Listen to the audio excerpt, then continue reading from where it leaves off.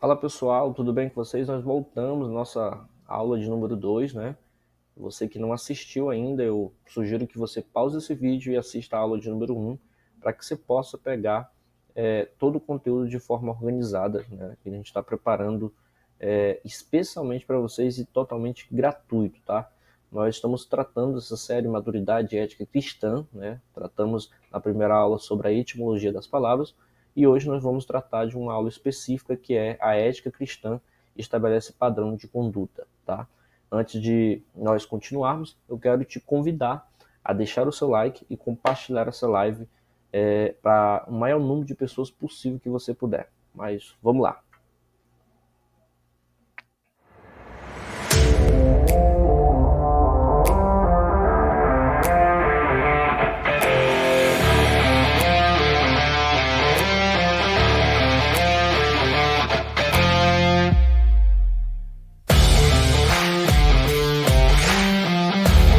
Muito bem. Hoje nós, como eu disse para vocês, nós vamos trabalhar sobre a ética cristã estabelece padrão de conduta, tá? Então, a ética, ela tem esse papel fundamental de estabelecer conduta, né, para um povo.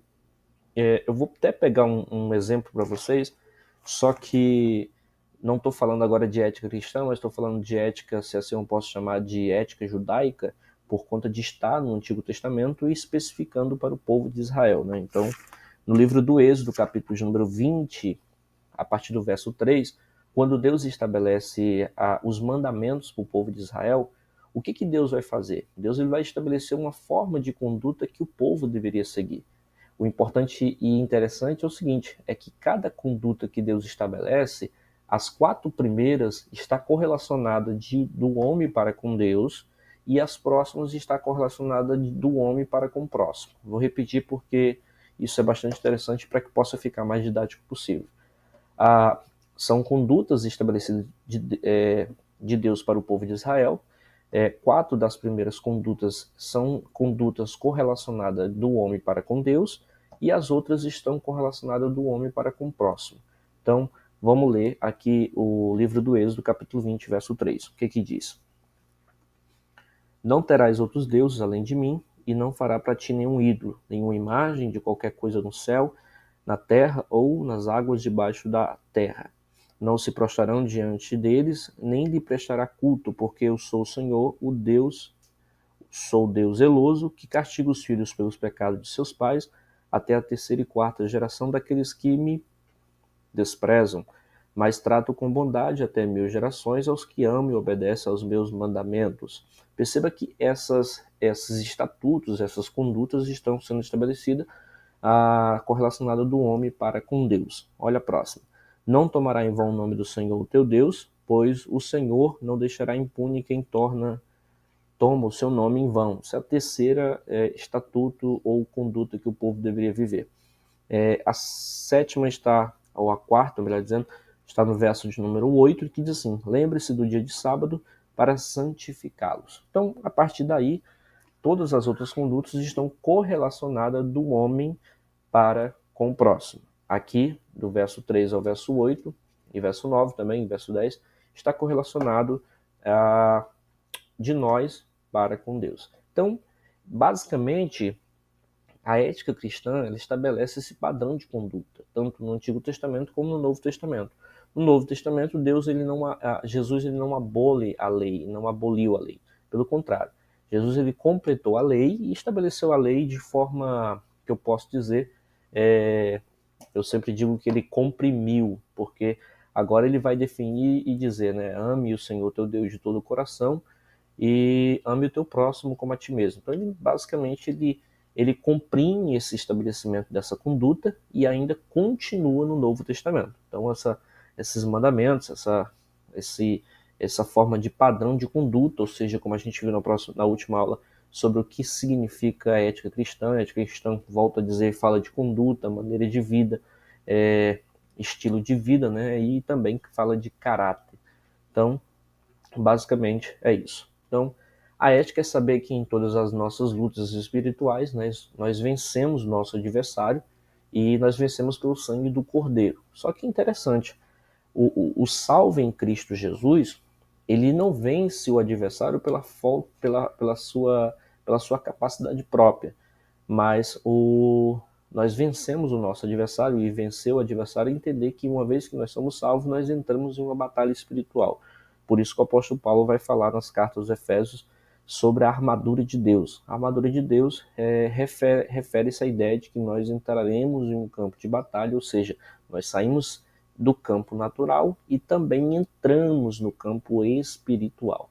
Então, a ética ela faz eu entender essa ideia que eu sou uma pessoa salva e que todas as minhas lutas espirituais nós vamos vencer o nosso adversário, primeiro, pelo sangue do Cordeiro, segundo, pela palavra do nosso testemunho, ou seja, pela nossa conduta, pelo nosso caráter, pelos nossos costumes, e aí falo de costumes bons, né?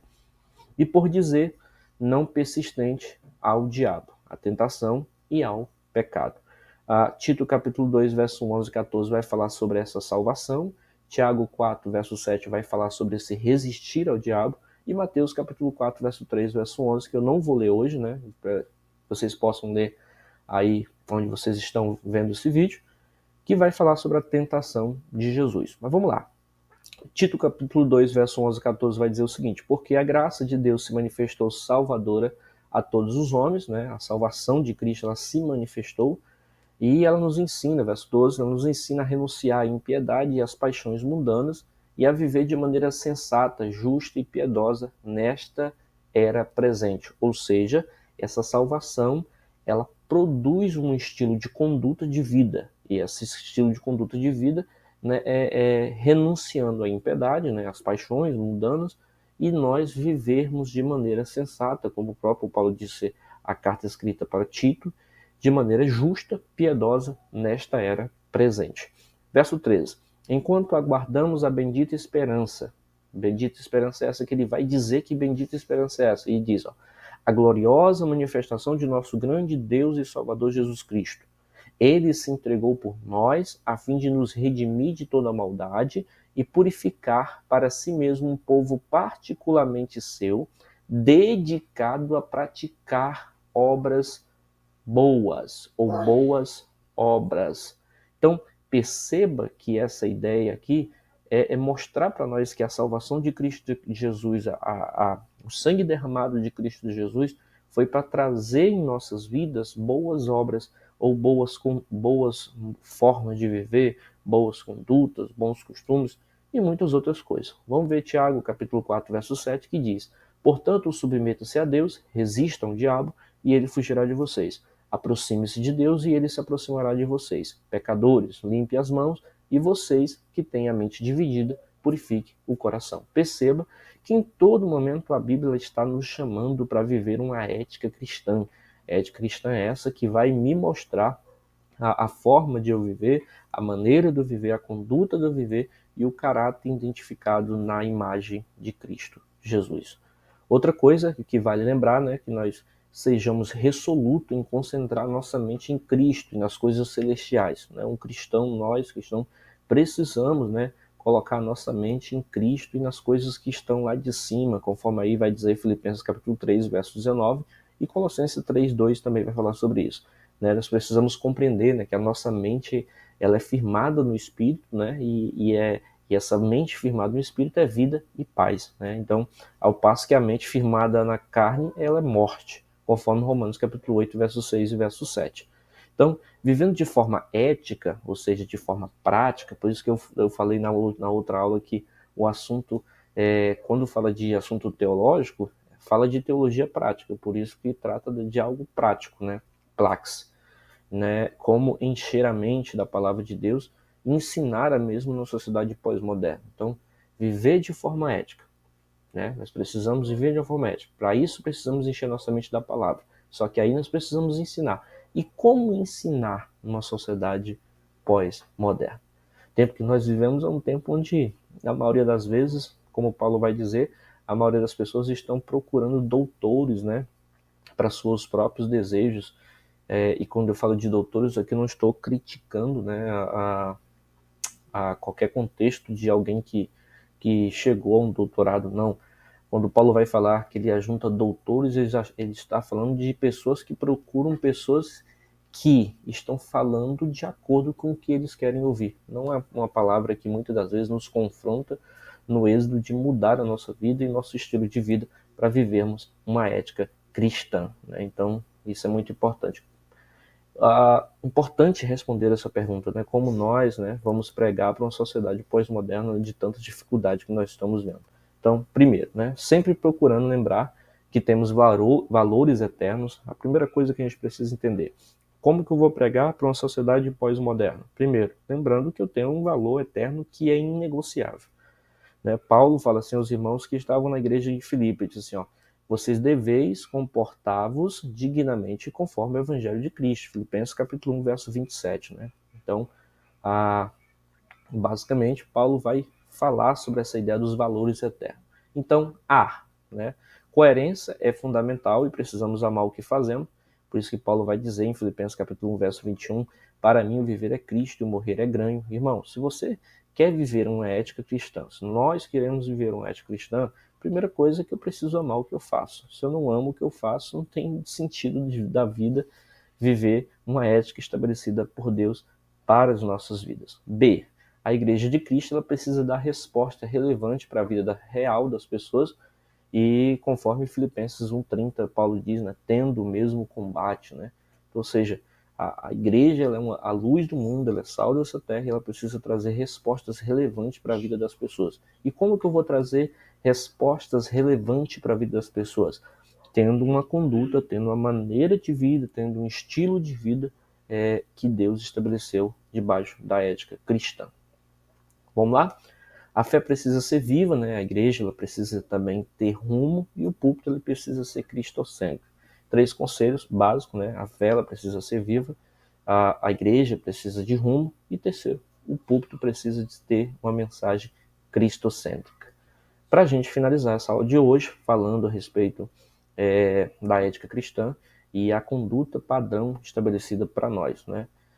Então vamos lá. Segundo, lembrando que a gente está respondendo aquela pergunta lá, né? Como ensinar ou como pregar em uma sociedade pós-moderna? Vimos a primeira, vamos para a segunda aqui. Paulo sabia que o Espírito Santo é quem faz a diferença. Pedro, fraco e tímido, antes do Pentecoste, tornou-se uma coluna após o revestimento de poder, né?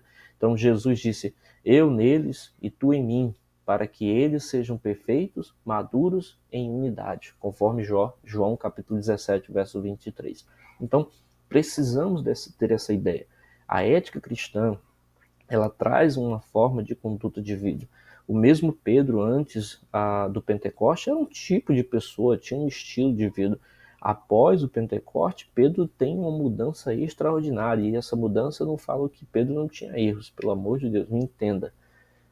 Pedro ele tinha os seus defeitos, as suas dificuldades, mas a mudança de caráter, o estabelecimento da ética cristã sobre a vida dele foi algo extraordinário, que ficou marcado e principalmente marcado nas cartas tanto de 1 Pedro como de 2 Pedro, quando ele escreve de forma autêntica e de forma sensacional, né? Então, há uma única opção aqui que eu deixei, né? Jesus disse, eu neles e tu em mim, como eu disse, né? Para que eles sejam perfeitos, maduros, né? Em unidade. Perfeitos aqui fala de maturidade, não de perfeito de alguém que não erra, até porque nós somos dado a errar a qualquer momento se nós não tivermos cuidado. Por isso, o estabelecimento de uma ética e uma conduta de vida que nós precisamos viver. Então, essa aula de hoje, basicamente foi isso. Eu quero te aguardar na próxima aula, na aula 3, que vai ficar disponibilizado já diante desses dias aí. E espero que vocês gostem dessa série Maturidade e Ética Cristã. Até mais. Tchau, tchau.